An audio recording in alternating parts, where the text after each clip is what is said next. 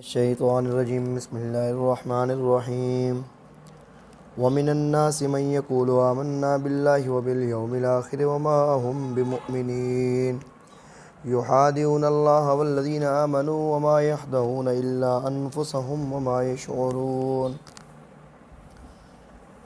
سورہ بقرہ کی ابتدائی آیات میں تمہید تھی جس میں صداقت قرآن مجید کا ذکر تھا اور رسالت رسول کریم صلی اللہ علیہ وسلم کا اس ضمن میں ذکر تھا۔ اس کے بعد 3 جماعتوں کا ذکر ہے، کامل مومنین کا اور پورے طریقے سے جو کفر میں داخل تھے ان کا ذکر ہے۔ اب یہاں پر جو 13 آیات ہیں ان میں منافقین کا ذکر ہے جو آپ صلی اللہ علیہ وسلم کی سامنے اور ان کی زندگی میں کیا تھے، موجود تھے، اور ان کی قباحتوں کا ذکر ہے کہ وہ ان کے کیا طریقہ کار تھے۔ کئی مقامات پر قرآن مقدس کے اندر منافقین کے تذکرے آتے ہیں۔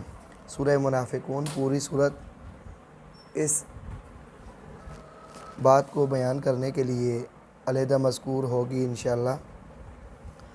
یہاں سے وَمِنَ النَّاسِ مَن يَقُولُ آمَنَّا بِاللَّهِ وَبِالْيَوْمِ الْآخِرِ وَمَا هُمْ بِمُؤْمِنِينَ، یعنی وہ لوگ جو ظاہری طور پر تو اسلام کو قبول کرتے تھے مگر دل میں کفر رکھتے تھے۔ زبان سے تو اسلام کا اقرار کر لیا تھا لیکن دل سے انکار کرتے تھے، اور ان کے ایمان کی حقیقت بیان فرمائی کہ زبان سے تو وہ اللہ کی توحید اور آخرت کا اقرار کرتے ہیں لیکن دل یقین و ایمان اور تصدیق و اذعان سے وہ یکسر ان کے کیا ہیں، خالی ہیں۔ وَمِنَ النَّاسِ، لوگوں میں سے کچھ ایسے بھی لوگ ہیں یقول آمنا باللہ، جو کہتے ہیں کہ ہم ایمان رکھتے ہیں اللہ پر، وبالیوم الآخر، اور قیامت کے دن پر۔ میں نے پہلے بھی ذکر کیا تھا کہ قرآن مقدس کی جو ابتدائی سورہ بقرہ کی آیت میں تھا وبالآخرۃ ھم یوقنون، کہ یہاں پر مراد دار آخرت ہے۔ اب یہاں پر انہی باتوں کا ذکر ہے کہ جن کے ایمان لانے کا ذکر تھا ان کا وہ انکار کرتے ہیں، تو یہاں پر وضاحت آ گئی وبالیوم الآخر، قیامت کے دن سے وہ کہتے تھے کہ ہم اللہ پر اور قیامت کے دن پر ایمان رکھتے ہیں۔ وما ہم بمؤمنین، حقیقت میں وہ ایمان نہیں رکھتے، ظاہری طور پر ایمان لانا کافی نہیں ہے، دل کے ساتھ بھی اس عقیدے کو ماننا، اس کے ساتھ اتفاق کرنا اور ان لوگوں کے ساتھ بھی میل جول رکھنا جو اس عقیدے کو مانتے ہیں، ان کے ساتھ مذاق کرنا، ان کے ساتھ ان کو اپنے سے دور رکھنا، ان کو گھٹیا سمجھنا، معاذ اللہ ثم معاذ اللہ، تو یہ ایمان نہیں ہے۔ ایمان یہ ہے کہ ایمان والوں کے ساتھ محبت بھی کی جائے۔ یحادعون اللہ والذین آمنوا وما یخدعون الا انفسهم، وہ دھوکہ دیتے ہیں اللہ تعالیٰ کو، اللہ تعالیٰ وہ دغا بازی کرتے ہیں اللہ تعالیٰ سے، والذین آمنوا، اور ایمان والوں سے۔ یہاں پر مفسرین کرام بیان فرماتے ہیں کہ اللہ تعالیٰ کو تو دھوکہ کوئی بھی نہیں دے سکتا، کیونکہ اللہ تعالیٰ کے بارے میں، ہر مذہب کے بارے میں، ہر مذہب کا جو ماننے والا ہے اس کا عقیدہ ہے کہ اللہ تعالیٰ تو ہر بندے کے حالات کو جانتا ہے، اس کو دھوکہ نہیں دے سکتے۔ تو مفسرین کرام نے بیان فرمایا ہے کہ والذین آمنوا، ایمان والوں کو دھوکہ دیتے ہیں۔ اس سے مراد یہ ہے کہ گویا کہ وہ کس کو دے رہے ہیں، اللہ تعالیٰ کو دھوکہ دے رہے ہیں، کیونکہ ایمان والے کیا ہیں، اللہ تعالیٰ سے محبت کرتے ہیں، اللہ کے نبی سے محبت کرتے ہیں، قرآن مقدس سے محبت کرتے ہیں، تو یہ واو تفسیریہ بن جائے گی اور جملہ ما بعد کا کیا ہے، مفسرہ ہو جائے گا ما قبل کا۔ اللہ سے دھوکہ کرتے ہیں یعنی ایمان والوں سے کیا کرتے ہیں، دھوکہ کرتے ہیں۔ وما یخدعون الا انفسهم، یہ حقیقت کا ذکر ہے کہ ایسا نہیں ہو سکتا کہ جس کا ساتھ اللہ دے رہا ہے، جو اللہ سے محبت کر رہے ہیں، ان کو کوئی دھوکہ دے سکے۔ وہ بس اپنے آپ کو ہی دھوکہ دیتے ہیں، اپنے گمان میں یہ سمجھتے ہیں کہ ہم دوسروں کو دھوکہ دے رہے ہیں، وہ اپنے کو ہی دھوکہ دے رہے ہیں، کیونکہ اللہ سے وہ دور ہو رہے ہیں۔ جب اللہ سے دور ہو رہے ہیں تو وہ اپنا ہی نقصان کر رہے ہیں، فائدہ نہیں کر رہے۔ وما یشعرون، اور ان کو سمجھ بھی نہیں آ رہی کہ اللہ تعالیٰ کی طرف سے سچا دین آ گیا ہے، سچا نبی آ گیا ہے، سچائی ان کی ہر موڑ کے اوپر کیا ہے، واضح ہو رہی ہے، اور وہ ان کے ساتھ انہوں نے کیا ہے، اپنے گمان کے اندر مذاق بنایا ہوا ہے کہ ایمان ظاہری طور پر لے آئے ہیں، ان کی صفوں میں بیٹھ کر نماز پڑھ رہے ہیں لیکن حقیقت میں وہ ایمان نہیں لائے۔ تو اپنے شعور کے اندر ان کو یہ سمجھ نہیں آ رہی کہ وہ اپنے آپ کو یہ دھوکہ دے رہے ہیں۔ فی قلوبہم مرض، ان کے دلوں میں کیا ہے؟ مرض ہے، ان کے دلوں میں ایک مرض ہے۔ فزادہم اللہ مرضا، تو اللہ نے ان کے مرض کو اور بڑھا دیا۔ ولہم عذاب علیم، ان کے لیے دکھ دینے والا عذاب ہے۔ یہاں پر نفسانی کیفیات جو ہیں ان کو بھی مرض کہا جاتا ہے، جو نفس انسانی کے کمال میں خلل انداز ہو اور جن کی وجہ سے انسان اپنے انسانی اعمال سے محروم ہوتا چلا جائے، جس کا اخروی نتیجہ روحانی موت و ہلاکت ہے۔ یعنی اچھے اعمال جو ہوتے ہیں وہ روح کی پاکیزگی اور روح کی زندگی کو کیا ہے؟ ترقی دیتے ہیں، لیکن برے اعمال اس کی روح کی جو کیفیت ہے، اس کے اندر جو فطرت اسلامی ہے اس کو گدلا کر دیتے ہیں۔ اس کے اندر کیا ہے؟ گناہوں کے جو ہوتے ہیں نقوش آ جاتے ہیں، نشان بڑھ جاتے ہیں، جن کی وجہ سے ان کا دل کیا ہے؟ وہ سوچنے سمجھنے کی جو اس کے اندر صلاحیت ہے وہ ختم ہو جاتی ہے۔ تو روحانی موت ہے۔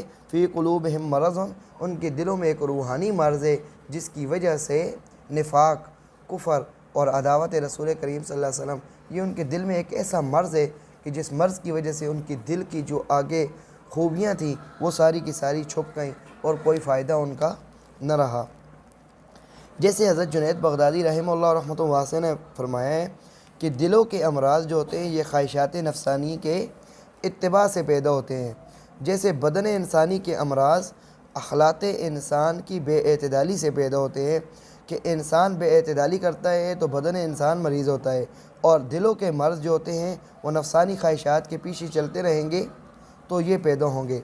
اب ان کے دلوں میں جو مخفی کفر اور نفاق تھا اس کو مرض قرار دیا گیا ہے، کہ جو روحانی اور جسمانی دونوں اعتبار سے کیا ہے؟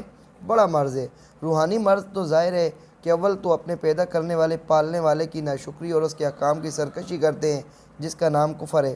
یہ خود روح انسانی کے لیے سب سے بڑا مرض اور شرافت انسانی کے لیے بدترین داغ ہے، کہ اشرف المخلوقات اللہ تعالیٰ نے تمہیں بنا کر بھیجا ہے اور تم اس کے آئے ہوئے پیغامات کو جھٹلاتے ہو۔ دوسرا، دنیا کی ذلیل اغراض کی خاطر اس کو چھپاتے رہنا، اپنے دل کی بات کو ظاہر کرنے کی بھی جرأت نہ کرنا، یہ بھی ایک روح کا کیا ہے؟ بڑا مرض ہے۔ اور نفاق کا جسمانی مرض ہونا اس بنا پر ہے کہ منافق کے دل میں ہمیشہ یہ خوف رہتا ہے کہ کہیں میرا اصلی حال نہ کھل جائے، شب و روز اس کی فکر میں رہنا خود ایک جسمانی مرض ہے۔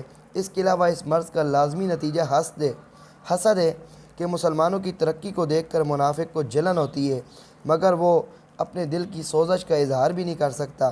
یہ اسباب اس کے جسمانی مرض بھی کیا ہے؟ بن جاتے ہیں۔ تو یہاں پر مرض سے کیا مراد ہے؟ اس کی روحانی امراض مراد ہیں، جس کی وجہ سے فزادہم اللہ مرضا، وہ ہدایت حاصل کرنے کے لیے جس جگہ سے ہدایت ہوتی ہے وہاں پر بھی وہ دو نمبری کرتا ہے، اور وہاں پر بھی وہ کیا ہے؟ سچا بن کے نہیں بیٹھتا کہ وہاں سے کیا ہو؟ ہدایت ملے۔ ہدایت کی جگہوں سے وہ کیا ہے؟ آنکھیں بند کرتا ہے، تو ایسے بندے کے دلوں پر مور لگ جاتی ہے، وہ ہدایت پر حاصل نہیں کرتا۔ وَلَهُمْ عَذَابٌ عَلِيمٌ، ان کے لیے دکھ دینے والا عذاب ہے۔ بِمَا كَانُوا يَكْذِبُونَ، بعض آیتہ بِمَا كَانُوا يَكْذِبُونَ بعض سببیت کی ہے اور ما مصدریہ ہے۔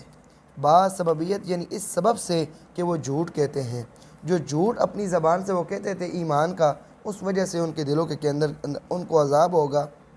وَإِذَا قِيلَ لَهُمْ لَا تُفْسِدُوا فِي الْأَرْضِ قَالُوا إِنَّمَا نَحْنُ مُصْلِحُونَ۔ منافقین کا طریقہ کار یہ تھا کہ مسلمانوں کے ساتھ بھی بیٹھتے تھے، کفار کے ساتھ بھی بیٹھتے تھے، یہود و نصارہ کے ساتھ بھی بیٹھتے تھے، تو ان کو جب کہا جاتا کہ تم ایسا کیوں کرتے ہو تو وہ کہتے ہیں ہم ان کے درمیان اتفاق پیدا کرنے کی کوشش کر رہے ہیں۔ حالانکہ ایسا نہیں ہے کہ وہ مسلمانوں کے راز جا کر وہاں پر بتاتے تھے، تو وہ اصل میں فساد کے لیے زمین کو ہموار کرتے تھے۔ تو یہاں پر ان کی جو دل کے اندر جو بات تھی اللہ تعالیٰ نے اس کو ذکر کیا، وَإِذَا قِيلَ لَهُمْ لَا تُفْسِدُوا فِي الْأَرْضِ، جب ان کو یہ کہا جاتا ہے زمین میں فساد نہ کرو تو وہ کہتے ہیں ہم تو اصلاح کرنے والے ہیں۔ پھر آگے دیکھو، خبردار انہم هم المفسدون، الا انہم هم المفسدون، جان لو کہ وہی فسادی ہیں، وہی فساد کرنے والے ہیں۔ ولکن لا یشعرون، لیکن ان کو اب حواس سے یہ چیز سمجھ نہیں آتی کہ اس کے اوپر سوچ رکھے کہ اللہ اور اللہ کے نبی کے ماننے والے جو ہیں جہاں نثار صاحبہ ہیں، ان کے یہ جا کر جاسوسیاں کرتے ہیں، ان کو نقصان دینے کی کوشش کرتے ہیں، تو یہ اصلاح ہے یا فساد؟